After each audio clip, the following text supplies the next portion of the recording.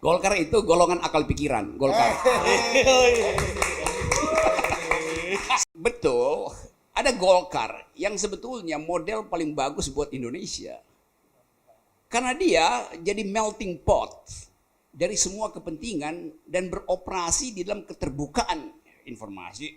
Golkar itu setiap kali berantem, berkelahi, nggak ada soal. Tapi selalu ada solusi di situ tuh. Bukan lalu bikin tandingan segala macam tuh.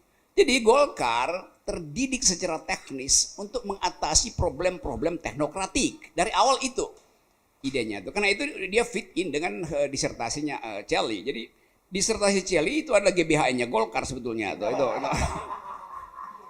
Tentang fungsi pasar, tentang fungsi lembaga-lembaga demokrasi. Tetapi ada satu hal yang mungkin nanti akan dilengkapkan pada Pak Erlangga.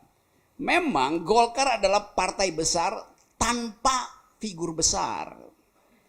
Karena menganggap bahwa ini partai yang bisa menitipkan pikirannya pada orang di luar Golkar bahkan. Karena itu kalau saya masuk dalam konvensi Golkar, saya mencalonkan presiden dari versi Golkar. Dan itu pasti bisa tuh. Tapi nggak mungkin dari partai lain misalnya kan. Saya nggak mungkin ada konvensi PKS lalu saya mencalonkan, lalu saya dianggap sebagai oke, boleh meneruskan ide-ide melalui pencalonan itu. Nggak bisa. Kalau Golkar pasti bisa itu. Walaupun ada hambatan kecil. Tapi kalau saya calonin presiden dapat Golkar, pasti jurkam saya pertama adalah Surceli gitu kan. Nggak ada soal itu. Demikian sebaliknya itu. Menjadi pemimpin, menjadi politisi itu artinya dia mesti paham seluruh macam ilmu sebetulnya. Karena itu disebut the highest of all sciences. Nah itu soalnya. Karena itu diperlukan teknokrat yang mensuplai ide pada presiden. Jadi sebetulnya kalau kita sebut berpolitik itu artinya bukan pemerintahan rakyat oleh dan untuk rakyat yang tidak punya sofistikasi itu. Politik itu adalah the government of reason through the government by the people. Pemerintahan akal melalui pemerintahan orang.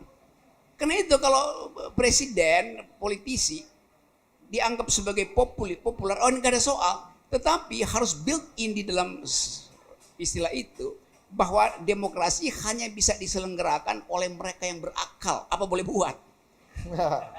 Kan itu intinya kan. Jadi itu yang saya ingin terangkan supaya tadi kembalikan pikiran itu ke dalam politik.